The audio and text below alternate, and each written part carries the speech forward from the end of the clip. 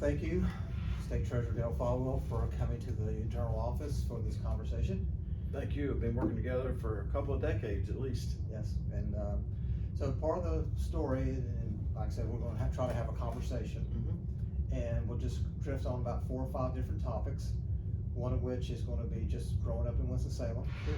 One of them is going to be your political aspirations, how you got where you are. One of them's going to be, you're known for being somebody who doesn't mind ruffling feathers.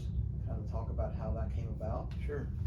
One's just your role serving as treasurer and kind of your role in terms of the state health plan, and I think you may have been more known for that than you were actually being treasurer. And then just basically talk about your future plans. Sure. Really, my whole life has been with this, just within a mile or two of where we're sitting right now, generally speaking.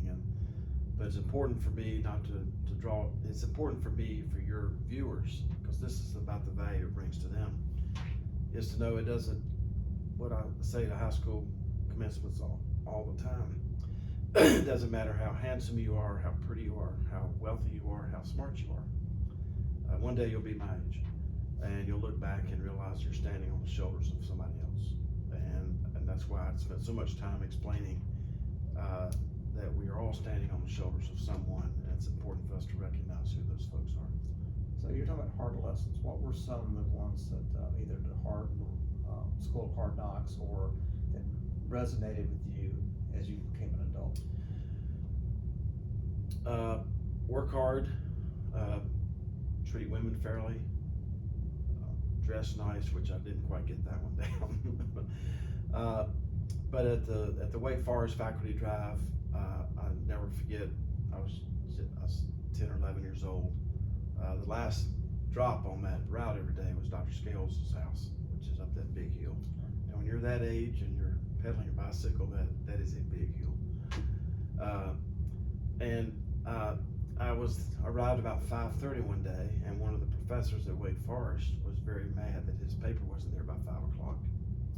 And he didn't touch me, but he put his finger right in my chest, and I'm just a little bitty guy, and he said, "Let this be the last time an excuse ever came between you and your work." That was one lesson. A second lesson is when I had the route over here, I would pedal up First Street Hill in order to pay my bill every week, because until you paid your bill in this very building,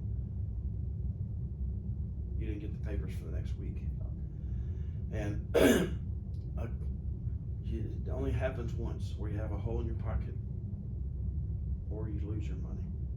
It only happens once. And that happened to me once. Not all of it, because when people pay you for your newspapers, they pay you in coins a lot of times. And then they had these big coin machines here. So you would come into this office, pay for your newspapers, and they take all your bucket of coins and they put them in this machine. And it sounded like Vegas, really. And then they would check you off, and then they would give you your portion back, because you had made so much per paper. So those are some of the lessons that I learned at that age. But mainly that it doesn't matter where you start in life. It has no bearing on where you